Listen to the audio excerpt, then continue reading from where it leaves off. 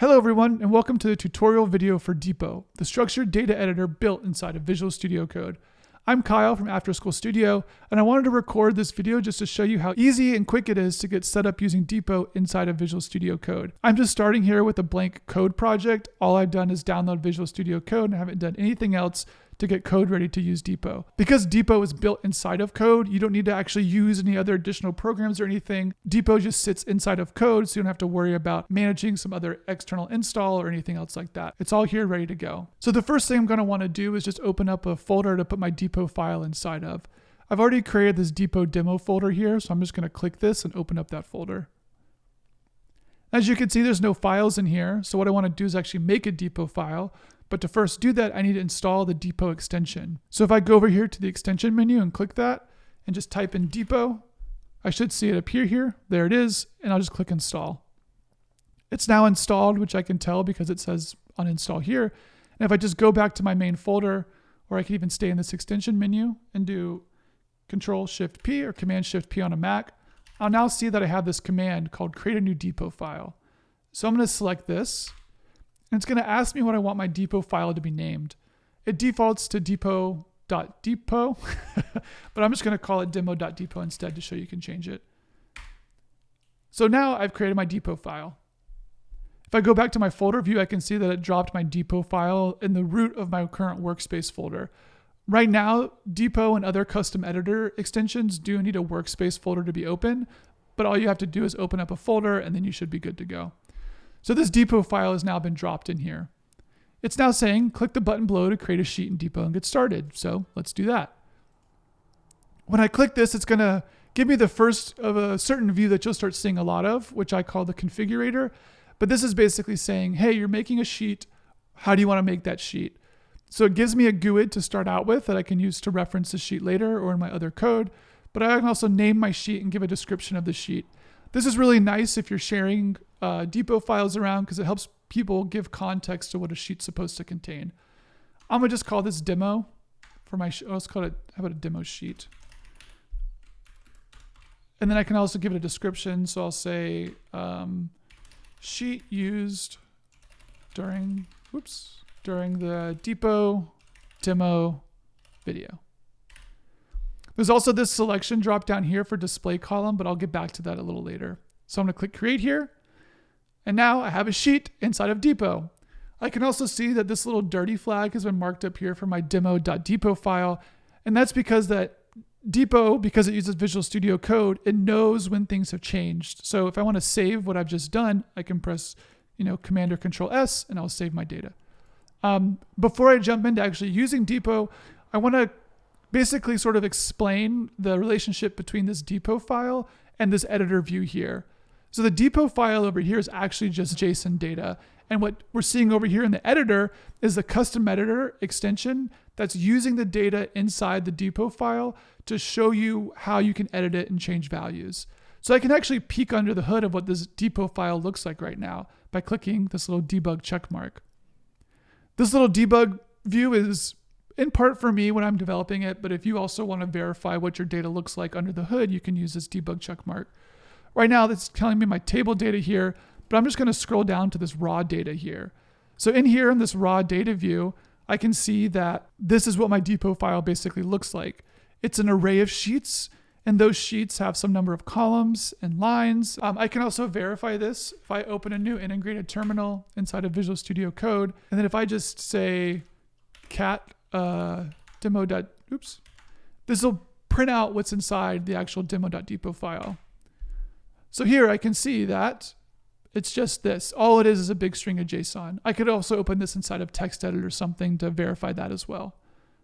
So with that though, I do want to get on to actually showing you what you can do with Repo. So the thing to know about Repo is that it's sort of organized by three main concepts.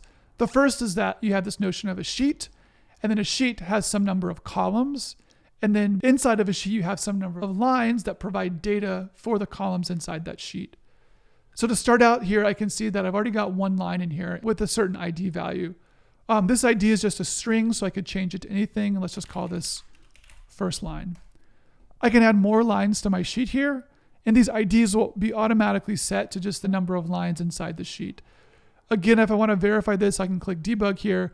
And if I go down to my raw data, I can see now that I have some number of lines inside my data. However, I can also see that this is dirty. So I could save this and commit that to the actual file, because right now, if I open up the terminal again and cat out my file, I can see that that line data is not actually in here yet. That's because for Depot, you have to actually make the change like any other text file by saving to commit your changes. So when I save this here, you'll see this little dirty flag goes away. And then if I cat out my file again, I can now see that those lines have been written into my data file. So what else can a line do? So the first thing is that lines also do have individual GUIDs, which you might have seen inside that other view, but I can also toggle them here to see if I need to reference them somewhere else. But also a line is able to contain data of a given number of types. So all these types are up here. These first two allow me to create a new sheet or edit my current sheet, but everything else after that is a certain line type. I'm going to go through each of these to show you how to configure them. And after that, you should be good to go with using Depot. So the first of these is an integer column. So I'll just keep the default values here, but I can change the names of them. Similarly to a sheet, I can give a description of what a field is supposed to do. You can also set a min and max value.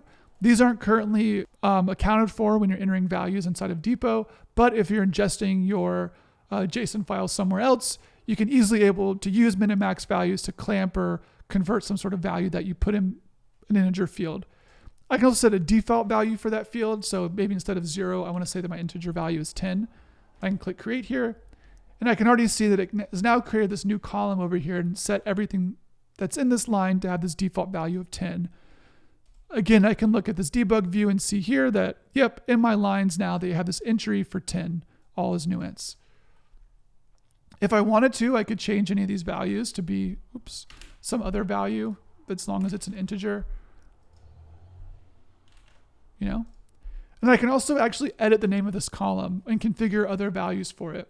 So remember before that the default value is 10, so any new lines I make are 10. But let's say instead I want to actually call this something else. Let's call this demo int. And I'll change the default value to be 42. So now I can see my demo int here has changed. And also if I look in this debug view, I can see that actually my value inside my lines itself has also changed. So when you're changing a column view, it's actually changing the data itself.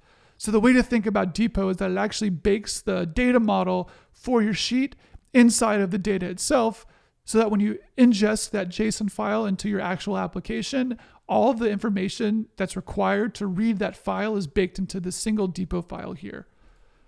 I can also see that when I create new lines now, my new default value has changed. I can also delete lines here. So if I delete some lines here just to clean it up a little bit, I can now see here that my lines have been deleted. And then if I save, that's now been committed to the file. I'm going to turn off this debug view now. I can also do floats. So this is sort of similar. The floatness inside of Depot right now is not like hard coded to know what's happening, but you can enter a float value here and it will save over here. Other things I can do Boolean values. So let's keep this called new bool. And I can set my default value here. And so I can see that these now have their own little check marks. And these get saved as true and false. Not as text, but actually true and false. So if I look at my lines here, I can see that this is false and this is true. I can also do text. So yeah, sure, new text. Demo video text. Click create. I can see that my new text is created here. I can edit that just as easily as anything else. And then making new lines will add new text there. I can also do long text. So the difference between text and long text is specifically that the fields here are able to be resized. This is definitely a little janky right now because it changes the size of the column, but you can see where if you've got a really long paragraph of text here that you want to, copy and paste inside of something here, it's sort of easier to parse this as one really big text line instead of these single line text items here. It's also worth saying now that Depot is looking for contributors. So if you're really passionate about sizing text fields inside of tables and HTML, then I recommend you to go look on the Visual Studio Marketplace and find the link to the GitHub repo. Or if you just search Depot Visual Studio Code inside of GitHub, you can probably find the repo. I'll also link to it in the description below this video. So in addition to text and long text, I can also do images. And so images are one of the actually really interesting parts about Depot. So if I create an image here, it's going to ask me about where my default value should be. And what an image saves as inside the file itself is a relative path to the image from the location of the Depot file. So I'm just going to click create here. And what it's going to ask me is what image I want to put inside of these fields. So because Depot works inside of a web view inside of Visual Studio Code, you're actually kind of limited by the locations of where images can go that are displayed inside of Depot. There's specifically 2 locations where an image can come from. The first is that it can come from the actual extension install directory, but that's not super useful because you're not going to be committing the extension itself to something like source control. However, you can also use images inside of workspace folders. So right now I've got this Depot demo folder here that doesn't have anything in it, but if I add a new folder to my workspace, and let's say I want to add in my workspace examples images here, this is now inside of my workspace. So I can actually select any of these images here to be displayed inside of my thing over here. So if I click pick on this new image here, it's going to open up a folder to ask me what image I want to use. So I'm going to change my little picker here to say all files. And I can now see that I have a selection of images I want to choose. Let's say I choose bear, for example. So now I can see that my bear is stuck here. And if I mouse over it, the image will actually get bigger to show a slightly bigger size for preview. If I look at my debug view here, what I can see is that my line is now referenced to where the image path is.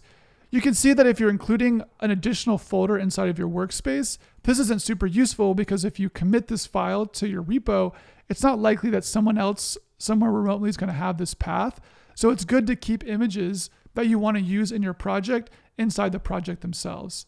So let's say instead that I click clear here to clear this image. I'm going to open this inside of the Explorer. I'm just going to copy this images folder and throw it inside of my current demo folder for Depot here. So that's appeared here. I'm going to pick my image here and I'm just going to pick it from, instead of that workspace folder, I'm going to pick it from,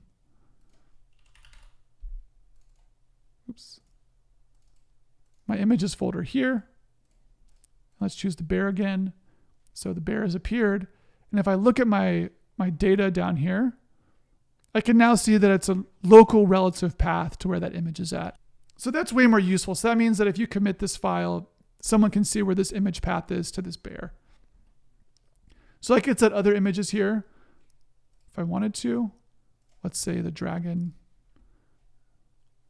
So now those images are stored inside of the Depot file itself with relative paths. So if you've got some sort of program that needs to ingest images, you can both see the images that you're going to use for a given line here, but then also use that path to actually load that image through whatever resource loading path you have in your program. Again, these fields are also optional, so it's not like you have to have an image column in your line if you don't use them. In fact, if you want to just remove something, I can click new image here, click delete, and now that column type is gone. And if I look at my lines here, I can see that there's no longer any sort of image value that's here, and the lines have been cleared of that data. So beyond images, I've also got this ability to do enums. So what this essentially is a single select. So if I provide an array of values here, let's say 1, 2, or 3, and I say that, that's the default value field. If I put those in options here, then set my default value to be 1 and click create, I can now see that I get this drop down for values over here. What's nice about this is this means that your actual enum values they're saved as strings. So if I look down at my data over here, I can see that, my lines, my enum value is just a string here. But what's nice that in the editor view, I can actually validate and make sure that valid choices are chosen for what's inside these enum fields. Similarly to an enum, I have this ability to do a multiple select. So if I did 3, 4, 5, I'm putting in the wrong column again, and I set this to be like 3 and 4 and clicked create, I now have a similar thing here where I can select multiple values. And then those values get saved in the lines as an array of strings that or being selected. So I can see here my new multiple is set to 3 or 4. This one's set to 3 and 5. And you can see here that it's a JSON array. So I'm going to just remove some of these columns to clean up some space on screen before we start getting into the next ones. So the next 3 types are sort of more advanced types. The first one is a sheet reference column. So that allows me to do is inside of a given line, I can reference a specific sheet. So let's say that inside of here, I want to make a new sheet. So if I click new sheet, and let's call this sheet 2, I can now see here that I have a whole new sheet that I can now edit and add lines, columns, and data that's separate from my demo sheet. If I go into my data again here, I can see that my sheets, there's an array here. So the first item is my demo sheet, but if I scroll down, I can see that I have another sheet now called sheet 2. So now I can add in any sort of data and lines here. However, for the sheet reference type, which I can do here, you can see that I can have a selection of sheets to choose from. So let's say that the default value is demo sheet. But now I can select sheet 2 if I want to link to that. So a good use case for that would potentially be if you've got some list of something that you need a reference for a given line, you can just point to that whole sheet itself to pull values from there. However, you can also do something where you have individual references to specific lines. So here I can see I can create a line reference column.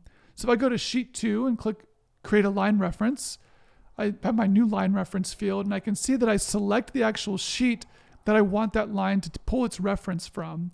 So let's say I want to choose demo sheet, and if I click ID here, default value here, I can see that I can set it to be a specific line inside of that first sheet. So let's call that first line. And what you also might have just seen here is that the way these line references work, instead of being the name of the line itself, is the GUID of the line. So if you want to actually look up the line, you have the GUID that links to the line itself. I can click create here, and then now I can see if I make some new rows, I have different selections of things to choose from. At this point too, I'm going to bring back what I talked about earlier, which is this notion of a display column. So right now, when I'm looking at lines, the way it chooses what to show me for the line options is based off the display column that's set for a sheet. So in demo sheet here, if I click edit, I can see that my display column is set to ID, but if I click this drop down, I can now see that it can be set to anything else. So let's say I instead make this display column be this new text field. And I'll click save. And then in here, I'll call this maybe line 1. Oops. Line 1. And then I'm just going to change these to be different here. And I'm going to go back to sheet 2. And what you're going to see in sheet 2 is that the sheet 2 line references, the individual values will update to display the text from the display column. So when I go back to sheet 2, we're going to see that some of these values are reflected instead of these values.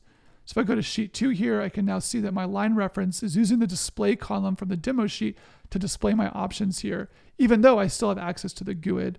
If I come back to the demo sheet here and change it to say, you know what, maybe instead let me use GUID references and come back to sheet, I can now see these values over here. So the references chain, or the reference displayed type in the sheet stays as the underlying GUID, but the way that that reference is represented inside of a given sheet is set by the display column of the sheet that it's pointing to. So we've got sheet references and line references. So these are sort of the basics types that you have inside of Depot. You have numbers, you have true, false, Boolean values, text, image paths, single select, multi-select, then you have a line or a sheet reference. This last type here is called a list column, and this is the most advanced column you can use in Depot. So what a list column does is that it creates basically a structured set of data that exists per line. So I'm just going to create it and sort of walk through what's happening because it will be kind of hard to understand without seeing it actually work. So I'm going to click here to create a list column. I'll keep it called new list and click create.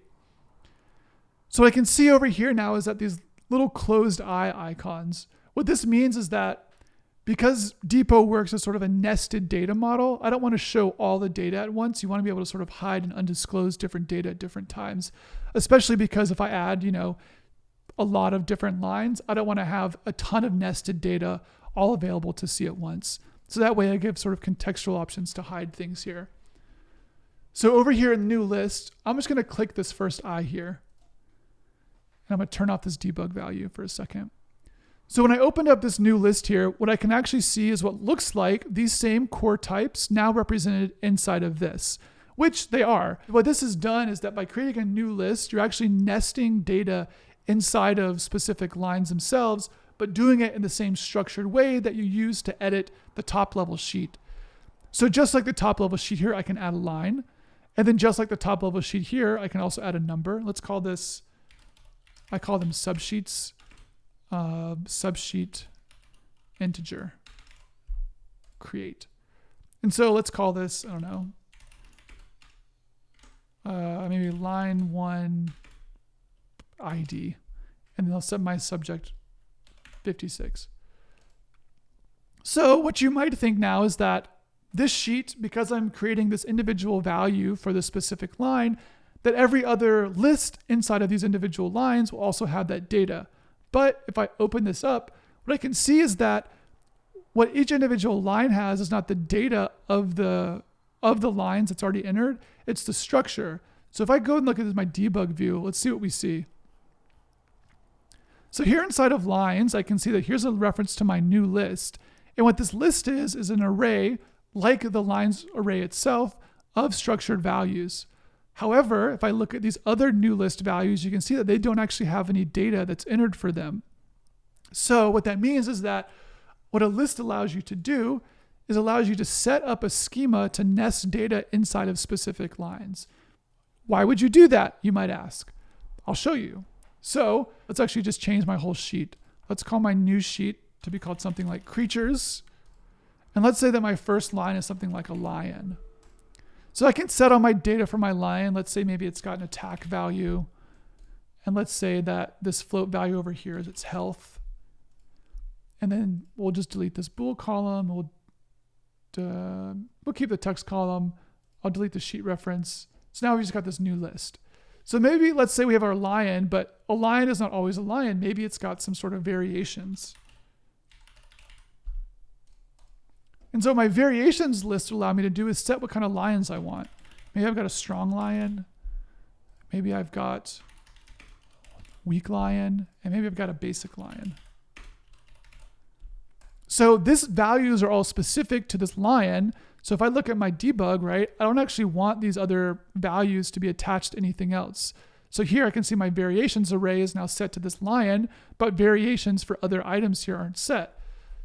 However, what's nice about this is that assuming that my sheet is structured sort of properly, and this is all full of creatures, let's say maybe this is a dragon, my dragon's probably got its own variations. But my variations themselves are structured so that the structure of the variation itself is constant, but the data that it contains is different.